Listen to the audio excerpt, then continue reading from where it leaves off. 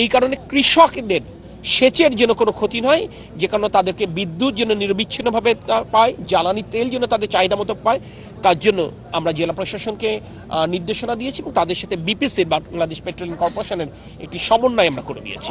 যশোরবাসীর জন্য আনন্দের উপলক্ষ হয়ে আসছে আগামী 27শে এপ্রিল মাননীয় প্রধানমন্ত্রী আমাদের প্রিয় নেতা তারেক রহমান যশোরে আসছেন। যশোরে ওনার সারাদিন ব্যাপী কর্মসূচি আছে। উনি এয়ারপোর্টে নেমে উনি সরাসরি উলসিতে যাবেন। শহীদ রাষ্ট্রপতি জিয়া রহমানের স্মৃতি বিজড়িত যে খাল, সেই খাল উনি পুনঃখনন কর্মসূচিতে অংশ নেবেন।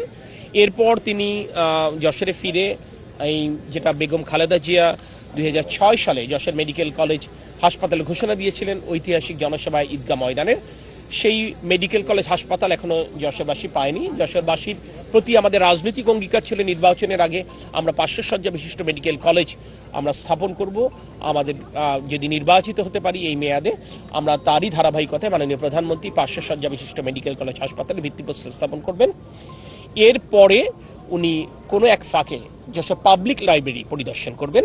শেষে জনসভাতে অংশ নিয়ে তিনি যশোর ত্যাগ করবেন।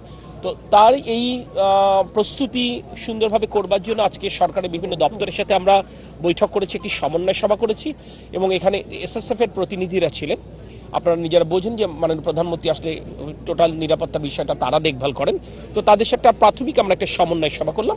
এটার ফলো আপ সভা 20 তারিখের পরেও আরও একটা দিন হবে।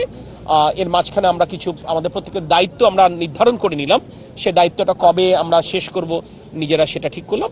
সবচেয়ে বড় ব্যাপার আমরা মনে করছি মাননীয় প্রধানমন্ত্রীর যশোর আশাকে উপলক্ষ করে শুধু উলসি খাল পুনঃখনন না, শুধু 500 শয্যা বিশিষ্ট মেডিকেল কলেজ হাসপাতালে ভিত্তিপ্রস্তর স্থাপন না, এই মাননীয় প্রধানমন্ত্রী আশাকে কেন্দ্র করে আমরা যশোরের উন্নয়নের চাকাকে আবার সচল করতে চাই। আমরা তার জন্য আসলে মূলত প্রস্তুতি গ্রহণ করছি। এই ক্ষেত্রে আমি গণমাধ্যম সহ সমগ্র যশোরবাসীর সহায়তা কামনা করছি। একটি বৈশ্বিক সংকট, বাংলাদেশ বিচ্ছিন্ন কোনো দ্বীপ নয়। স্বাভাবিকভাবেই বাংলাদেশে এই সংকট কিন্তু বাংলাদেশকে স্পর্শ করেছে, কিন্তু জনগণকে যেন এই স্পর্শটা অত্যন্ত সহনীয় মাত্রায় করে তার জন্য বর্তমান নির্বাচিত সরকার কাজ করছে। আমি আপনাদেরকে বলতে পারি আমাদের সম্পদের সীমাবদ্ধতা আছে, তারপরেও বর্তমানে ইরিগেশন টাইম চলছে, এই কারণে কৃষকদের সেচের যেন কোনো ক্ষতি নয়, যে কারণে তাদেরকে বিদ্যুৎ যেন নিরবিচ্ছিন্নভাবে পায়, জ্বালানি তেল যেন তাদের চাহিদা মতো পায়, তার জন্য আমরা জেলা প্রশাসনকে নির্দেশনা দিয়েছি এবং তাদের সাথে বিপিসি বাংলাদেশ পেট্রোলিয়াম কর্পোরেশনের একটি সমন্বয় আমরা করে দিয়েছি এবং আমরা প্রতিদিনই এটা ফলো আপ করছি, আমরা এটা নিশ্চিত করতে চাচ্ছি।